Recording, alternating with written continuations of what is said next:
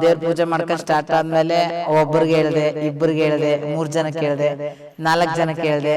ಹಂಗೆ ಹೇಳ್ತಾ ಇರ್ತಾ ಒಬ್ರಿಗಿಂದ ಒಬ್ರಿಗೆ ಹೇಳ್ಕೊಂಡು ಜನ ಕರ್ಕೊಂಬಂದೇ ಬಿಟ್ರು. ಆಮೇಲೆ ಕೆಲವ್ರಿಗೆಲ್ಲ ಮದ್ವೆ ಆಗಿಲ್ದ್ರ ಮದ್ವೆ ಆಗತ್ತೆ ಹೋಗು, ಇಷ್ಟು ದಿವಸಕ್ಕೆ ಆಗ್ತದೆ ಹಿಂಗೆ ಅಂತ ಎಲ್ಲ ಅದು 100% ನಿಜ ಆಗೋದು. ಸಾಯಂಕಾಲ 6 ಗಂಟೆಗೆ ಸ್ಟಾರ್ಟ್ ಆದ್ರೆ ಬೆಳಗಿನ ಜಾವ 6 ಗಂಟೆವರೆಗೂ ಹೇಳ್ತಿದ್ದೆ. ಅವಾಗ ಅಷ್ಟು ಜನ ಆ ತರ ಬರ್ತಿದ್ರು. ಕೇಳುಕೊಳ್ಳದ ಎಲ್ಲಮ್ಮ ದೇವಿ ವರಪ್ರದಾಯಿನಿ ಸಿರಿಮಾತೆ. ಡ್ರಿಂಕ್ಸ್ ಮಾಡ್ತಾ ಇದ್ದೆ, ಇಲ್ಲಿ ಅಮ್ಮನವ್ರ ಹತ್ರ ಮನೆಯಿಂದ ಡ್ರಿಂಕ್ಸ್ ಇರ್ತಿದ್ದೀನಿ. ಎಲ್ಲ ಒಳ್ಳೇದಾಗಿದೆ, ಎಲ್ಲ ಸಮಸ್ಯೆ ಆಗ್ತಿತ್ತು. ಊಟ ಹೋಗ್ತಿದ್ದಿಲ್ಲ, ಮತ್ತು ಏನೋ ಒಂಥರ ರಾತ್ರಿ ನಿದ್ದೆ ಬರ್ತಾ ಇರ್ತಿಲ್ಲ. ಫುಲ್ ಡ್ರಿಂಕ್ಸ್, ಹೆವಿ ಡ್ರಿಂಕ್ಸ್ ಮಾಡ್ತಾ ಇದ್ದೆ. ಇವಾಗ ಇಲ್ಲಿ ಬಂದ ಮೇಲೆ ಎಲ್ಲ ಬಿಟ್ಟಿದ್ದೀನಿ, ಒಳ್ಳೇದಾಗಿದೆ. ಆಗ್ತಾ ಇತ್ತು, ಏನೋ ಗೊತ್ತಿಲ್ಲ. ಅದು ಒಂಥರ ಬೆಳಿಗ್ಗೆ ಸ್ಟಾರ್ಟ್ ಮಾಡಿದ್ರೆ 10 ಗಂಟೆ ಕೂಡ ಊಟ ಇಲ್ಲ, ಏನಿಲ್ಲ, ಬರೀ ಡ್ರಿಂಕ್ಸೇ ಮಾಡ್ಬೇಕು ಅನಿಸ್ತಾ ಇತ್ತು. ಇಲ್ಲಿ ಬಂದು ನಾ ಯಾವ ಸಮಸ್ಯೆ ಏನು ಚಂದ ಕಾಣುತ್ತಾಳೆ ಎಲ್ಲಮ್ಮ.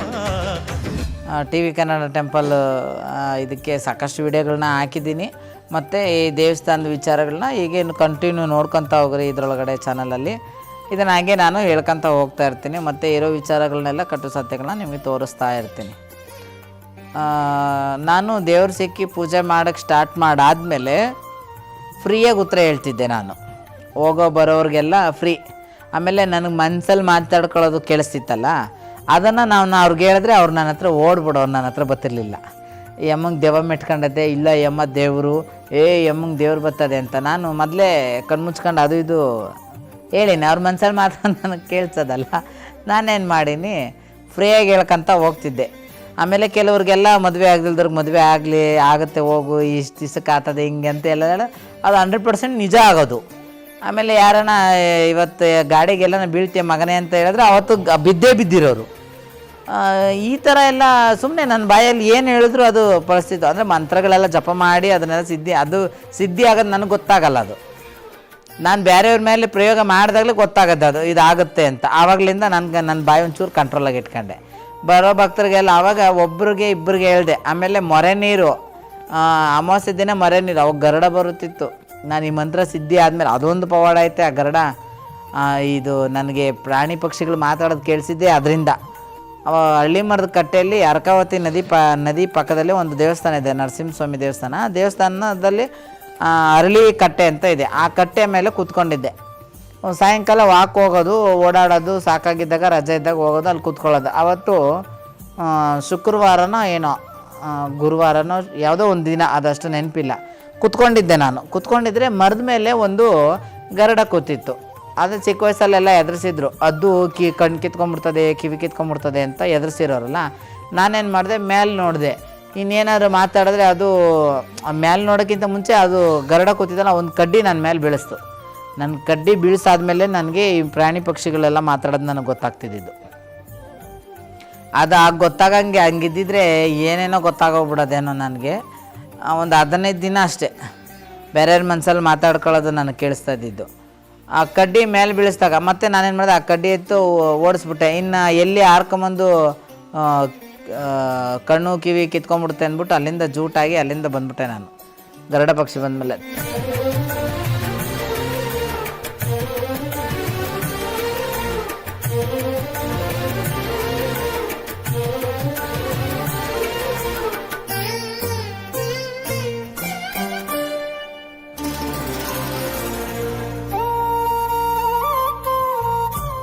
ದೇವ್ರ ಪೂಜೆ ಮಾಡ್ಕೊಂಡು ಸ್ಟಾರ್ಟ್ ಆದಮೇಲೆ ಒಬ್ರಿಗೆ ಹೇಳಿದೆ, ಇಬ್ಬರಿಗೆ ಹೇಳಿದೆ, 3 ಜನಕ್ಕೆ ಹೇಳಿದೆ, 4 ಜನಕ್ಕೆ ಹೇಳಿದೆ.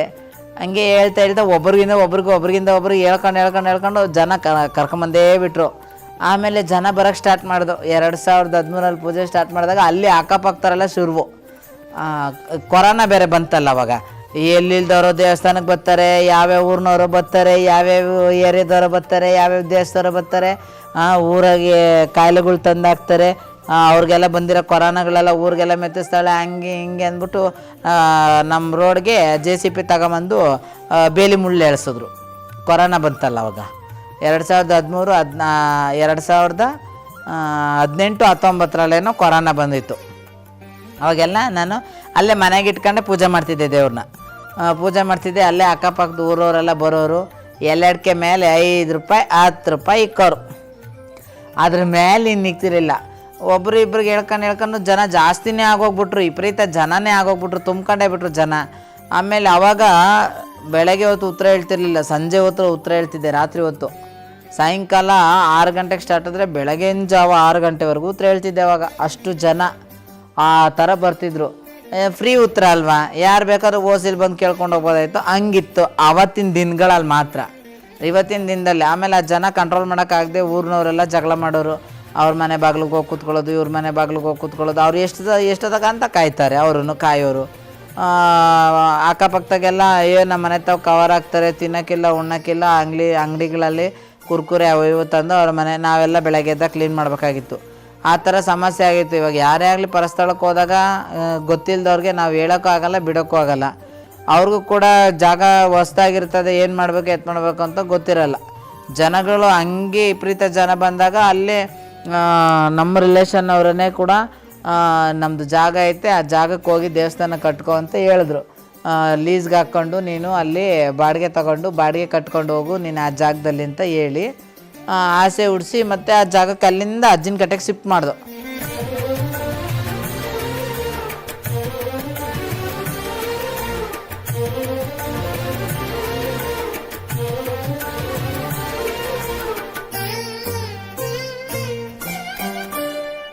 ನಮ್ಮೂರು ಬಾಗಲಕೋಟೆ ಡಿಸ್ಟಿಕ್ ಮೂನ್ ತಾಲೂಕು ಹೊನ್ನಾರಹಳ್ಳಿ ಅಂತ.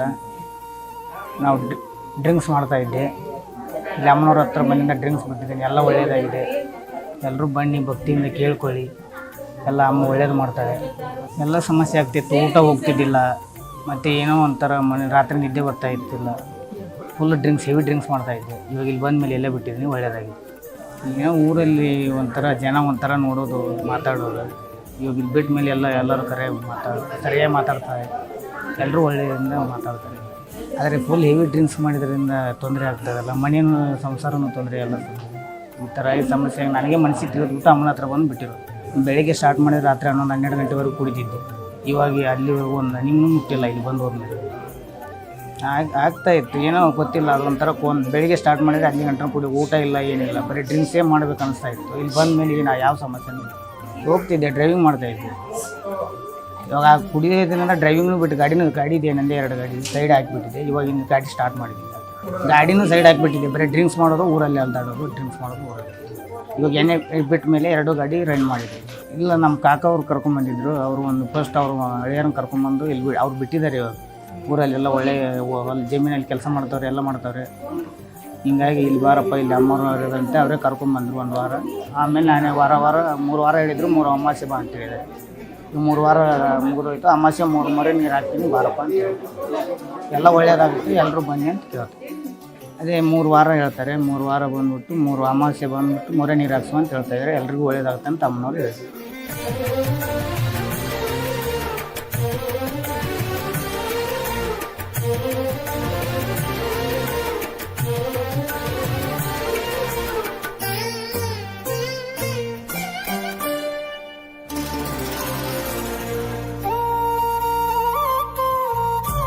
ಫಸ್ಟು ನಮ್ಮ ಮಳೆ ಕೊಡ್ತಿದ್ದೇನೆ ರೀ. ನಮ್ಮ ಮಳೆಯನ್ನು ನಮ್ಮೂರಲ್ಲಿ ಒಬ್ಬರು, ನಮ್ಮ ಅವ್ರ ಊರಲ್ಲಿ ಇದ್ದೀನಿ. ನಮ್ಮ ಅವ್ರ ಮನೆಯಿಂದ ಮಳೆ ಭಾಳ ಕುಡ್ತಿದ್ದ. ಅಲ್ಲಿಯವರು ಒಬ್ಬರು ನಮ್ಮ ಹಳೆಯನ್ನ ಕರ್ಕೊಂಬಂದ್ರಿ ಇಲ್ಲಿ ಕುಡಿದು ಬಿಡಿಸ್ತಾರೆ ಹಂಗೆ ಅಂತೇಳಿ. ನಮ್ಮ ಮಳೆ ಕರ್ನಾಪಡಿ ಎಲ್ಲ ಕಡೆಗೆ ತೋರಿಸಿದ್ವಿ ನಾವು. ತೋರಿಸಿದಾಗ ಅವರು ಬೇರೆದಾರು ಕರ್ಕೊಂಬಂದ್ರು. ನಮ್ಮ ಮಾಮಾರ ಬೇಕಾದವರು, ನಿಮ್ಮ ಹುಡುಗ ಭಾಳ ಕುಡಿಯತ್ತ ನಾವು ಕರ್ಕೊಂಬರ್ತೇವೆ ಕರ್ಕೊಂಬಂದರು. ಹಂಗಾಗಿಂದ ನಮ್ಮ ಹುಡುಗ ಒಮ್ಮೆ ಬಂದು ಹೋಗಿ ಮತ್ತೆ ಒಳ್ಳೆ ಡ್ರಿಂಕ್ಸ್ ಮಾಡಿಂದ ಭಾಳ ತ್ರಾಸ ಆಯ್ತು. ಅವಾಗ ಭಾಳ ಒತ್ತಡ ಆಯಿತು. ಒತ್ತಡದಿಂದ ನಮ್ಮ ಮಾಮಾರು ಒಂದು ದವಾಖಾನೆ ತೋರಿಸೋದಾಗಿಲ್ಲ ಅಂದರು. ಅವಾಗ ಭಾಳ ನಮ್ಮ ಮನ್ಯಾಗ ಕುಡಿದು ಆಯ್ತು, ಅತಿ ಪ್ರಕೃತಿನ ಇದು ಮಾಡ್ಕೊಂಬಿಟ್ಟ. ತೋರಿಸೋದಿಲ್ಲ ಅಂದರು. ತೋರಿಸೋದಿಲ್ಲ ಅಂದಾಗ ಆಮೇಲೆ ನಾನು ಬೇಡ ಹೋಗಿ ಕರ್ಕೊಂಡೋಗಿ 2 ಸಲ ದವಾಖಾನೆ ತೋರಿಸಿದ್ನಿ. ತೋರ್ಸೋಣ ಮತ್ತೆ ನಮ್ಮ ಹೊಳ್ಳಿ ಅಲ್ಲಿಗೆ ಹೋಗೋಣ, ನಾವು ತ್ರಾಸಾಗುತ್ತೆ, ಅಲ್ಲಿ ಅಮ್ಮನ ತಲೆ ಹೋಗೇ ಬರೋಣ ಅಂತ. ಹಂಗಾಗಿ ನಮ್ಮ ಮಳೆಯನ್ನು 2 ಸಲ ಕರ್ಕೊಂಬಂದೆ ಅಲ್ಲಿಗೆ. 2 ಸಲ ಕರ್ಕೊಂಬಂದ್ರೆ ಮಳೆ ಬಿಟ್ಟು ಈಗ ಅವನು ತಾಲೂಕು ಸ್ಪಂದಿಸಿ ಬ್ಯಾಂಕ್ ಅಧ್ಯಕ್ಷ ಅದಾನ. ಹೊಳ್ಳಿ ಚಲೋ 4 ಮಂದಿ ಅಡ್ಡಾಡಕತ್ತಾನ. ಮತ್ತು ಇವ ನಮ್ಮ ಅಣ್ಣನ ಮಗ ರೀ ಬಸಯ್ಯ ಅಂತೇಳಿ. ಇವನು ಭಾಳ ಕುಡ್ದು ತನ್ನ ಪ್ರಕೃತಿನ ಹಾಳು ಮಾಡ್ಕೊಂತ ಮುಂಜಾನೆ ತಿಂಗಳು ನೆಸಿನಾಗ ಕುಡಿದ್ನ ರಾತ್ರಿ ಭಾರತನ ಕುಡಿಯೋದು. ಮುಂಜಾನೆ ನೆಸಿನಾಗ ಅನ್ನೋಕ್ಕೆ 3 ಕುಡಿದು ತನ್ನ ಜೀವನನ ಇದು ಮಾಡ್ಕೊಳಕತ್ಬಿಟ್ಟ. ಬೇಡಪ್ಪ ಹಿಂಗೆ ಕರ್ಕೊಂಡೋಗ್ರಿ ಒಮ್ಮೆ ಕರ್ಕೊಂಬರಕತ್ತಂದು ಟೈಮು ಸುಮಾರು ಇತ್ತು. ಅವ್ನು ಕರ್ಕೊಂಬರಕತ್ತ ಗಾಡಿ ತೊಗೊಂಬರೋಕೆ ತಾನು ಆಕ್ಸಿಡೆಂಟ್ ಆಗಿ ಬಿದ್ದು ಬಿಟ್ಟಿದ್ದ. ತನಗೆ ಬೈಕ್ ತಾನು ಹಾಕೊಂಡು ಬಿದ್ದು ಬಿಟ್ಟಿದ್ದ. ಹಂಗಾಗಿ ಮತ್ತೆ ಬಿಟ್ಟಿವಿ. ಮತ್ತೊಮ್ಮೆ ಕರ್ಕೊಂಬರಕಂದು ಮತ್ತೊಮ್ಮೆ ಬಿದ್ದ. ಈಗ 2ನೇ ಸಲ ಕರ್ಕೊಂಬಂದು 2 ಸಲ ಕರ್ಕೊಂಬಂದಿನ ಬೆಟ್ಟ ಇದು 3ನೇ ಸಲ ಬಂದಿದ್ದು. ಈಗ ಆರಾಮದಾನ, ಚಲೋ ಅದಾನ ರೀ, ಕೆಲಸ ಮಾಡತ್ತಾನ, ಗಾಡಿ ಓಡಿಸ್ತಾನ. ಅವನು 2 ಗಾಡಿ ಅದಾವೆ. ಆದ್ರೆ ಕುಡಿ ಮುಂದಾಗ ಒಟ್ಟ ಗಾಡಿ ದುಡಿಸ್ಲಿಲ್ಲ. ಫಸ್ಟು ಕುಡಿದು ಬಿಟ್ಟದ್ದು ಚಂದ ದುಡಿಸಿದ, ಚಂದ ನಡೆಸಿದ ಮನೆ. ಕುಡಿ ಹಾಕಿತ್ತಂದು ಗಾಡಿ ಮನೆ ಮುಂದೆ ನಿಂತುಬಿಟ್ರು, ಸ್ಟಾಪನ ಯಾವುದೂ ಕೆಲಸ ಆಗಲಿಲ್ಲ. ಈಗ ಕುಡಿದು ಬಿಟ್ಟಿಂದ ಒಳ್ಳೆ ಪರಿವಾಗಿ ಏನಿಲ್ಲ, ಚಲೋ ಮಾಡತ್ತಾನೀಗ, ಒಳ್ಳೆಯದಾನ. ದೇವರ ಅಮ್ಮನ ಹೆಸರಿಂದ ಎಲ್ಲ ಚಲೋ ಆಗಿದೆ.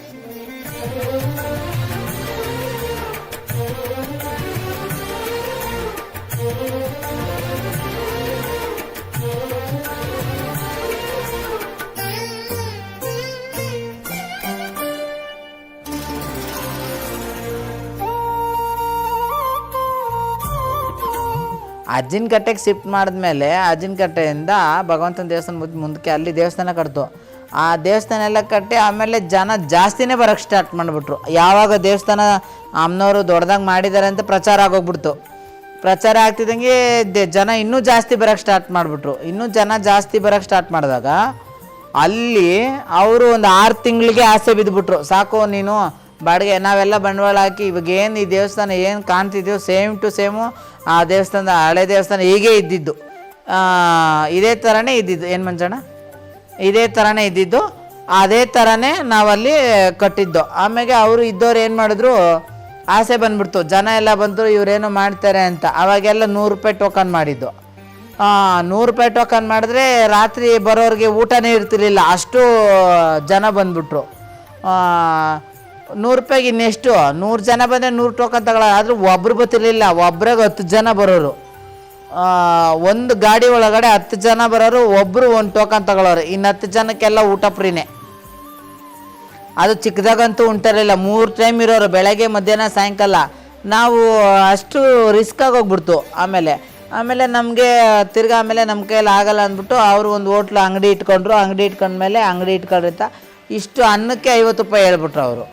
ಅದನ್ನು ನೋಡಿ ಕೆಲವರು ದುಡ್ಡು ಇರೋರು ಬರ್ತಾರೆ, ದುಡ್ಡು ಇಲ್ದೇ ಬರ್ತಾರೆ. ಉತ್ತರ ಕರ್ನಾಟಕದವ್ರು ಬಂದು ವಾರಾನ್ಗಟ್ಲೆ ಇಲ್ಲೇ ಟೆಂಟ್ ಹಾಕ್ತಾರೆ. ಇವಾಗ ನೋಡಿ, ಅವಳು ಒಂದು ವಾರ ಆಯಿತು ಅವಳು ಬಂದು ಅಲ್ಲಿ ಆಚೆ ಕಡೆ ಕುಂತ. ಅವರೊಂದಿಬ್ಬರು ಅವರು ಒಂದು ಕಾಕ ಅವರೆಲ್ಲ ಒಂದು ವಾರ ಆಯಿತು, ವಾರ 15 ದಿನ, ಒಂದು ತಿಂಗಳೇ ಆಯಿತು, ಎಲ್ಲ ಇಲ್ಲೇ ಟೆಂಟ್ ಹಾಕಾರ. ಒಂದು 10 ಜನ ಅವರಿಲ್ಲಿ. ಅವ್ರಿಗೆಲ್ಲ ಊಟದ ವ್ಯವಸ್ಥೆ ಹೆಂಗೆ ಮಾಡಬೇಕು, ಆ ಥರ ಎಲ್ಲ ಟೆಂಟ್ ಹಾಕೋರು. ಸರಿ ಆಯಿತು ಅಂದ್ಬಿಟ್ಟು ನಾವು ಹೇಳಂಗಿಲ್ಲ ಬಿಡೋಂಗಿಲ್ಲ, ನಮಗೇನು ಅಷ್ಟು ಗೊತ್ತಿರಲಿಲ್ಲಲ್ಲ. ಆವಾಗ ಅವ್ರೇನು ಮಾಡಿಬಿಟ್ರು, ದುಡ್ಡಿನ ಆಸೆ ಮನುಷ್ಯನಿಗೆ ಎಂತನಿಗೂ ಆಸೆ ಬಂದ್ಬಿಡುತ್ತೆ ಅಂದ್ಬಿಟ್ಟು ದುಡ್ಡಿನ ಆಸೆಗೋಸ್ಕರ ಅವನೇನು ಮಾಡಿಬಿಟ್ರು, ಇಲ್ಲ ನೀನು ಜಾಗ ಖಾಲಿ ಮಾಡಲಿಲ್ಲ ಅಂದರೆ ನಾನು ಕೇಸ್ ಹಾಕ್ತೀನಿ ಅಂತ ಅಂದರು. ಅಪ್ಪ ನೀನು 6 ತಿಂಗಳು, ನಾನು ಇನ್ನೂ 6 ತಿಂಗಳೇ ಆಗೈತೆ, ನಾವು ಎಲ್ಲಾದರೂ ಜಾಗ ಏನಾದರೂ ತೊಗೊಂಡು ದೇವಸ್ಥಾನ ಕಟ್ಕೊಂಡು ನಾವು ಹೋಗ್ತೀವಿ, ಅಲ್ಲಿವರೆಗೂ ನೀವು ಇರಲಿ ಅಂತ ಅಂದು. ಆವಾಗ ನಾವೇನು ಮಾಡ್ದೋ, ಭಕ್ತರಿಗೆ ಉತ್ತರ ಹೇಳೋದು ನಿಲ್ಲಿಸ್ಬಿಟ್ಟೋ ನಾವು. ಇಲ್ಲ ನಾವು ಮಾಡಲ್ಲ, ನಾವು ಪೂಜೆ ಮಾಡಲ್ಲ, ಉತ್ತರ ಹೇಳಲ್ಲ ಅಂತ ಎಲ್ಲ ಸ್ಟೇಟ್ಮೆಂಟ್ ಕೊಟ್ಟು ನಾವು ಹೇಳಲ್ಲ ಅಂದ್ಬಿಟ್ಟು ನಿಲ್ಲಿಸ್ಬಿಟ್ಟು. ನಿಲ್ಲಿಸಿದ್ರೆ ಭಕ್ತರು ಏನು ಮಾಡಿದ್ರು, ಒಬ್ಬರಿಗೆ ಸೀರಿಯಸ್ ಆಗೋಗಿತ್ತು. ಸೀರಿಯಸ್ ಆದಾಗ ಇಲ್ಲಮ್ಮ ಹಿಂಗೆ ಆಗೋಗೈತೆ, ನೀವು ಹೇಳಲೇಬೇಕು, ನೀವು ಹೇಳಲಿಲ್ಲ ಅಂದರೆ ಎಷ್ಟೋ ಜನ ಭಕ್ತರು ಹಾಳಾಗ್ತಾರೆ, ಏನೋ ನಿಮ್ಮ ಕೈಲಾಗಿದ್ದು ನಿಮ್ಗೆ ಅದನ್ನು ಹೇಳಿ. ಇಲ್ಲ ನಿಮ್ಮನ್ನು ನಂಬ್ಕೊಂಡೇ ನಾವು ಜೀವನ ಮಾಡ್ತಿದ್ದೀವಿ. ಎಲ್ಲ ಕೆಲವ್ರ ಮನೆಗಳಲ್ಲಿ ನನ್ನ ಫೋಟೋಗಳು ಇಟ್ಕೊಂಡು ಕೂಡ ಪೂಜೆ ಮಾಡ್ತಾರೆ. ಇಲ್ಲಮ್ಮ ನಿಮ್ಮನ್ನು ನಂಬ್ಕೊಂಡು ಜೀವನ ಮಾಡ್ತಿದ್ದೀವಿ ನಾವು, ನೀವು ಹೇಳಬೇಕು ಅಂತ ಭಕ್ತರು ಒತ್ತಾಯ ಮಾಡಿಬಿಟ್ರು.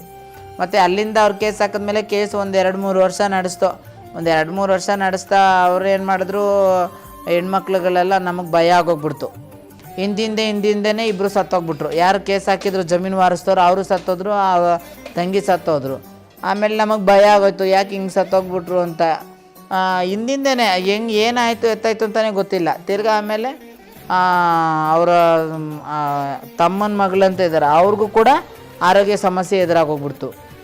ಆವಾಗ ನಾವು ಇದು ಇವಾಗ ಅವ್ರು ಕರೆದು ಜಾಗ ಕೊಟ್ಟವ್ರಿಗೆ ನಾವು ಏನಾದರೂ ಕೆಟ್ಟದ್ದು ಬಯಸಲಿಲ್ಲ, ಅವ್ರು ನಮ್ಮ ಬಯಸಿದ್ರು ಪರವಾಗಿಲ್ಲ, ಎಲ್ಲ ದೇವ್ರು ನೋಡ್ಕೊಳ್ಳಿ, ಒಳ್ಳೇದು ಕೆಟ್ಟದ್ದು ಅಂದ್ಬಿಟ್ಟು ನಾವೇನು ಮಾಡ್ದೋ, ಕೋರ್ಟಲ್ಲಿ ಹೇಳ್ಬಿಟ್ಟು ಇಲ್ಲ ನಾವು ಜಾಗ ಬಿಟ್ಕೊಡ್ತೀವಿ ಅಂದ್ಬಿಟ್ಟು ಬಿಟ್ಬಿಟ್ಟು ಅಲ್ಲಿಂದ ಕೆಳಗಡೆ ಒಂದು 8 ಗುಂಟೆ ಜಾಗ ತಗೊಂಡಿದ್ದು. ಆವಾಗ ಯಾರ್ದು ಸಕ್ಕರೆಗೊಳ್ಳಹಳ್ಳಿ ಮಂಜಣ್ಣ ಅವ್ರದ್ದು ಒಂದು 8 ಗುಂಟೆ ಜಾಗ ತಗೊಂಡಿದ್ದು. ಅವರು ಈ ಪರಿಸ್ಥಿತಿ ಎಲ್ಲ ನೋಡಿ, ಅಮ್ಮರೇ ನೀವು ಇಲ್ಲೇ ಮಾಡಿರಿ, ಒಂದು ನಿಮ್ಮ ಹತ್ರ ಇದ್ದಾಗ ಕೊಡ್ರಿ ಅಂತ ಅವರು ಒಂಚೂರು ಸಪೋರ್ಟ್ ಮಾಡಿದ್ರು. ಆ ಟೈಮಲ್ಲಿ ನಮ್ಮ ಹತ್ರ ಕಾಸಿಲ್ದಾಗ ಸಪೋರ್ಟ್ ಮಾಡಿದ್ರು, ಜಮೀನು ಕೊಡಿಸಿದ್ರು. ಮತ್ತು ಅವ್ರಿಗೆ ಒಂದು 20 ಲಕ್ಷ ಸಾಲ ಆಗೋಗ್ಬಿಡ್ತು ನಮ್ಮದು. 20 ಲಕ್ಷ ಸಾಲ ಹೆಂಗೆ ಕಟ್ಟೋದು ನಾವು? ಇಲ್ಲಿ ನೋಡಿದ್ರೆ ಭಕ್ತರ ಹತ್ರ ದುಡ್ಡು ಕೇಳೋಕ್ಕಾಗಂಗಿಲ್ಲ, ಇಲ್ಲಿ ಕೇಳಿದ್ರೆ ಇಲ್ಲಿ ದಾಸೋಹ ಮಾಡೋಕ್ಕಾಗಲ್ಲ, ಬಂದವ್ರಿಗೆ ವ್ಯವಸ್ಥೆ ಆಗಲ್ಲ. ಆವಾಗ ನಾವೇನು ಮಾಡ್ದೋ ದೇವ್ರ ಮೊರೆ ಹೋದೋ. ಆಚೆ ಕಡೆ ಮಾತಂಗಿ ಇತ್ತಲ್ಲ, ಆ ತಾಯಿ ಮೊರೆ ಹೋದೋ. ಅಮ್ಮ ಈ ಥರ ಪರಿಸ್ಥಿತಿ ಇದೆ, ನಮಗೇನು ಮಾಡೋಕ್ಕಾಗಲ್ಲ, ನನಗೆ ದಾರಿ ಕೊಡು ತಾಯಿ ಅಂದ್ಬಿಟ್ಟು ನಾವು ಮೊರೆ ಆಗಿ, ಆಮೇಲೆ ದೇವರು ಒಂದು ಅಲ್ಲಿ ನಾವು ಅಲ್ಲಿದ್ದಾಗ ಒಂದು ಹಸು ಓಡಿ ಬಂತು ನಮ್ಮ ಹತ್ರ. ಒಂದು ಹಸು ಓಡಿ ಬಂದಾಗ ಆವಾಗ ದೇವರಲ್ಲಿ ಗದ್ಗೆಲಿ ಪ್ರಶ್ನೆ ಮಾಡ್ದು, ನಾವೇನು ಮಾಡಬೇಕು, ನಾವು ಇಷ್ಟೊಂದು ಸಾಲ ಮಾಡ್ಕೊಂಡಿದ್ದೀವಿ, ಸಾಲ ತೀರಿಸೋದಕ್ಕೆ ಇಲ್ಲಿ ವ್ಯವಸ್ಥೆ ಹೇಗೆ, ನಾವು ಹೆಂಗೆ ಮಾಡ್ಕೋಬೇಕು ಅಂದಾಗ ಹಸು ಬಂದಾಗ ಆ ಗದ್ಗೆಲಿ ಉತ್ತರ ಕೇಳಿದಾಗ ಹಸು ಸಾಕು ಅಂತ ಬಂತು. ಆವಾಗ ನಾವು ಹಸು ಸಾಕ್ತೋ ಒಂದು ದಿವಸಕ್ಕೆ 100 ಲೀಟ್ರ್ ಹಾಲು ಹಾಕ್ತಿದ್ದೆ. 100 × 35 ರೂಪಾಯಿ ಹಂಗೆ ಹಾಕ್ರಿ, ಎಷ್ಟಾಗುತ್ತೆ? ಹಾಂ,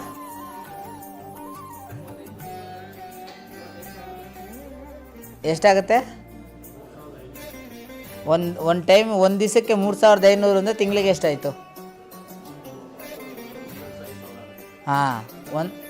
ನೋಡಿ ಹಂಗೆ ಆವಾಗ ಆ ಜಮೀನು ತಗೊಂಡಿದ್ದು ನಾವು.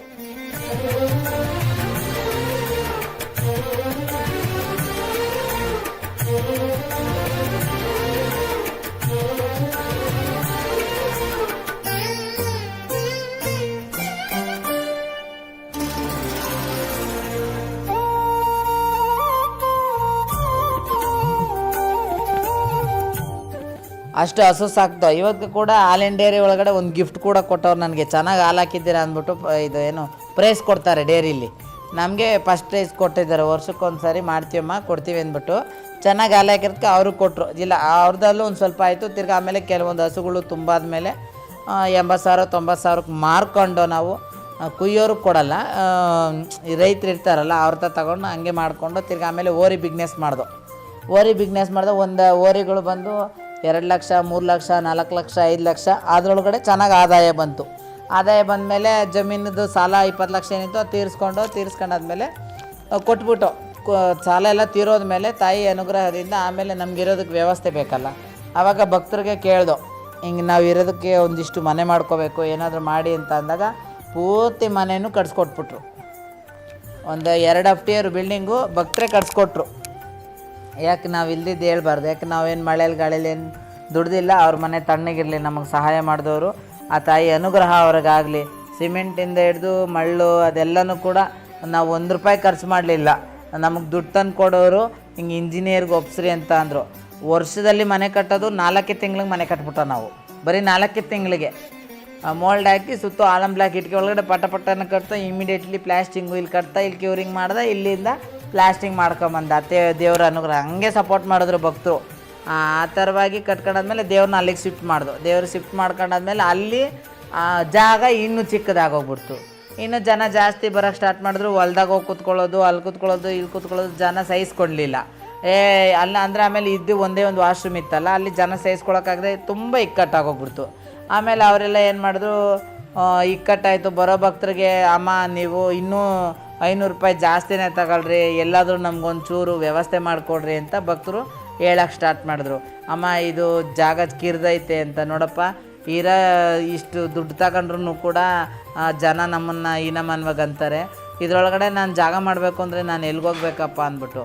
ಇಲ್ಲಪ್ಪ ನನ್ನ ಕೈಲಾಗಲ್ಲ, ಇಷ್ಟ ಇದ್ದರೆ ಬರ್ರಿ, ಕಷ್ಟ ಆದರೆ ಬಿಡ್ರಿ ಅಂದ್ಬಿಟ್ಟು ನಾವೇನು ಮಾಡ್ದೋ, ಇರೋ ಜಾಗದಲ್ಲೇ ದೇವಸ್ಥಾನಕ್ಕೆ ಕಟ್ಟೋದಕ್ಕೆ ಪ್ರಾರಂಭ ಮಾಡಿಬಿಟ್ಟು ದೇವ್ರ ಮೇಲೆ ಭಾರ ಹಾಕಿ ತಾಯಿ ಹತ್ರ ಹೂವು ಪ್ರಸಾದ ಕೇಳಿ, ರೇಣುಕಾದ ಈ ಅಮ್ಮನ ಹತ್ರ ಹೂವು ಪ್ರಸಾದ ಕೇಳಿ ಭಾರ ಹಾಕ್ಬಿಟ್ಟು, ಭಾರ ಹಾಕಿ ದೇವರು ಯಾವ ಥರ ಸಿಸ್ಟಮ್ ಹೇಳ್ತು ಅಂದರೆ ಅಂಡರ್ಗ್ರೌಂಡ್ ಸಿಸ್ಟಮಲ್ಲಿ ಮಾಡು ದೇವಸ್ಥಾನ ಅಂತ ಹೇಳ್ತು. ಹೊರಗಡೆ ದೇವರು, ಆಚೆಗಡೆ ಮಾತಂಗಿ ದೇವರು, ಅಂಡರ್ಗ್ರೌಂಡ್ ಸಿಸ್ಟಮಲ್ಲಿ ದೇವಸ್ಥಾನ ಮಾಡು ಅಂತ ಹೇಳ್ತಿದ್ದಂಗೆ ಅಂಡರ್ಗ್ರೌಂಡ್ ಸಿಸ್ಟಮಲ್ಲಿ ನಾವು ಪಿಲ್ಲರ್ಗಳು ಹಾಕಿ ಕಾಂಕ್ರೀಟ್ಗಳು ಹಾಕಿ ಎಲ್ಲವನ್ನು ಹಾಕಿ ರೆಡಿ ಮಾಡಿದ್ದು. ಕೆಲವರು ಅಲ್ಲಿಗೆ ಬಂದಿರೋರು ಇದ್ದೀರಾ, ನೋಡಿದಿರಲ್ವ ಅಲ್ಲಿ ಮುಂದೆಗಡೆ ನೋಡಿದಿರಲ್ಪ? ಹಾಂ, ಮುಂದೆಗಡೆ ಅಲ್ಲಿ ಅಂಡರ್ಗ್ರೌಂಡ್ ಸಿಸ್ಟಮಾಗಿ ಎಲ್ಲ ಓಪನ್ ಮಾಡಿ ಹಾಕಿದ್ರೆ ದೇವಸ್ಥಾನ ಪೂರ್ತಿ ಗರ್ಭದ ಗುಡಿನೇ ಬಿದ್ದೋಗ್ಬಿಡ್ತು, ಪೂರ್ತಿ ದೇವಸ್ಥಾನನೇ ಬಿದ್ದೋಗ್ಬಿಡ್ತು. ಆಮೇಲೆ ಈ ದೇವಸ್ಥಾನ ಬಿದ್ದೋಗ್ತಿದ್ದಂಗೆ ಮತ್ತೆ ಅಲ್ಲಿ ಸೆಂಟ್ರಿಂಗ್ ಹೊಡೆಯೋಕ್ಕೆ ಬಂದಿದ್ದವನು ಹಳ್ಳಕ್ಕೆ ಬಿದ್ದುಬಿಟ್ಟು ಕಾಲ್ಗೆ ಏಟ್ ಮಾಡ್ಕೊಂಬಿಟ್ಟು ವಿಪರೀತ ಬ್ಲಡ್ ಹೋಗ್ಬಿಡ್ತು. ನಮಗೆ ಭಯ ಆಗೋಯ್ತು, ಇದೇನಪ್ಪ ದೇವಸ್ಥಾನ ಇಷ್ಟು ಚೆನ್ನಾಗಿ ರಿಟರ್ನ್ ವಾಲ್ ಹಾಕ್ಸಿ ನಾವು ಕಟ್ತಾಯಿದ್ದೀವಿ, ದೇವಸ್ಥಾನ ಬೀಳೋದಕ್ಕೆ ಹೆಂಗೆ ಸಾಧ್ಯ ಅಂತ. ಒಂದು ವಿಡಿಯೋದಲ್ಲಿ ದೇವಸ್ಥಾನ ಪ್ರಾರಂಭ ಮಾಡ್ತಿದ್ದೀವಿ ಕಟ್ತಾಯಿದ್ದೀವಿ ಅಂದ್ಬಿಟ್ಟು ಕೂಡ ನಾವು ಅನೌನ್ಸ್ಮೆಂಟ್ ಮಾಡ್ದು. ಕೆಲವರು ಹಂಗೆ ದುಡ್ಡು ಕೊಟ್ಟರು, ಆವಾಗಲೂ ಕೂಡ ಕೊಟ್ರಪ್ಪ, ಇಲ್ದಿದ್ದು ಹೇಳ್ಬಾರ್ದು, ದೇವಸ್ಥಾನ ಕಟ್ಟೋಕ್ಕೆಲ್ಲ ಭಕ್ತರು ಸಹಾಯ ಮಾಡವ್ರೆ.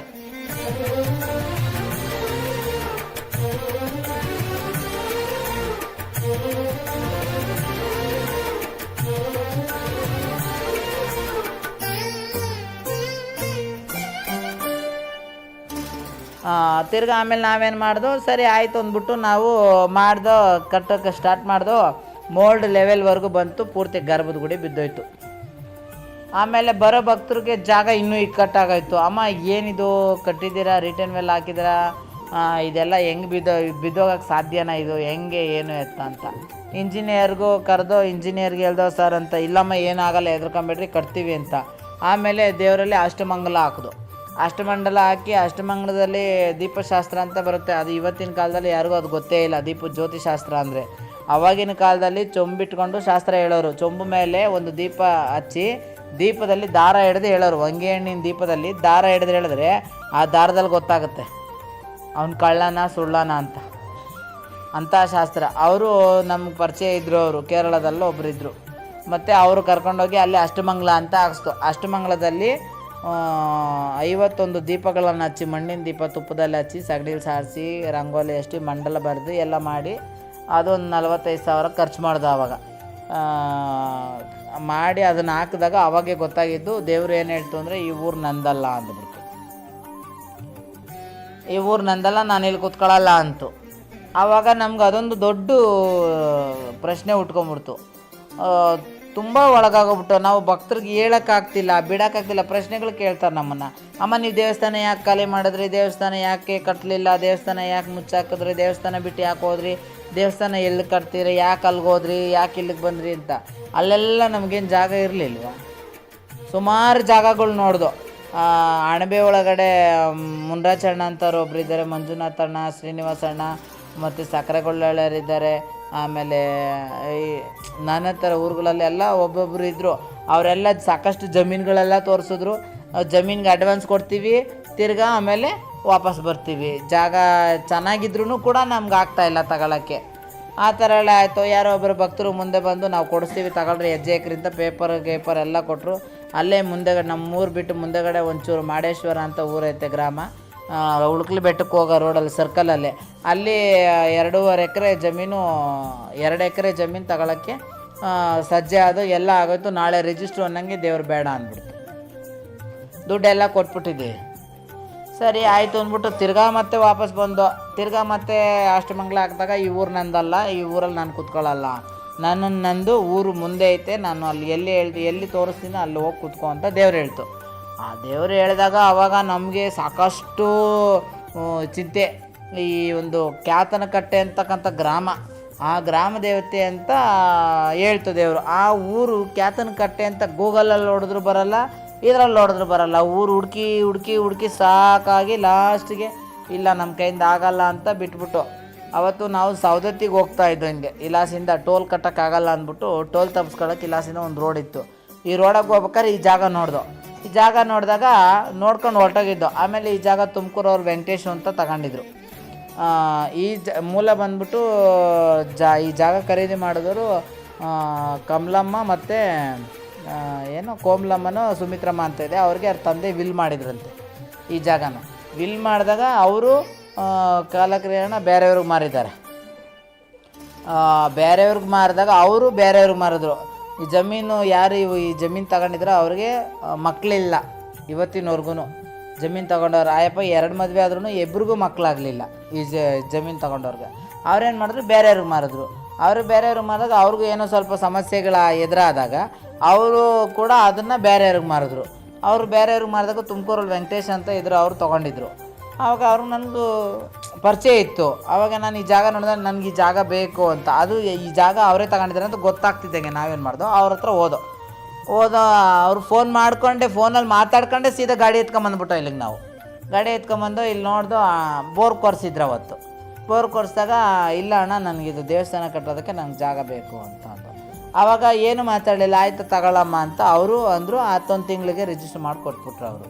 ಆಮೇಲೆ ದೇವ್ರ ಪ್ರಶ್ನೆ ಮಾಡಿ ಕೇಳ್ದೋ, ನಾನು ಹುಡ್ಕೊಂಡಿದ್ದ ಸ್ಥಳಕ್ಕೆ ನಾನು ಹೋಗಿದ್ದೀನಿ, ನನ್ನ ದೇವ್ರ ಗುಡಿ ಗೋಪುರ ನಾನು ಕಟ್ಟಿಸ್ಕೊತೀನಿ ಬಿಡು ಅಂತ. ಇದಿಷ್ಟು ಕೂಡ ಬರೀ 1 ತಿಂಗಳಾಗಿರೋದು. ನಾವಿಲ್ಲಿಗೆ ಬಂದು 1 ತಿಂಗಳಲ್ಲೇ ಇಷ್ಟು ಕೂಡ ರೆಡಿ ಮಾಡಿಬಿಟ್ಟಿದ್ದೀವಿ. ಆ ತಾಯಿ ಇಲ್ಲಿಗೆ ಬಂದಿದ್ದು ಇಷ್ಟು ಸತ್ಯ ಆಯ್ತಪ್ಪ.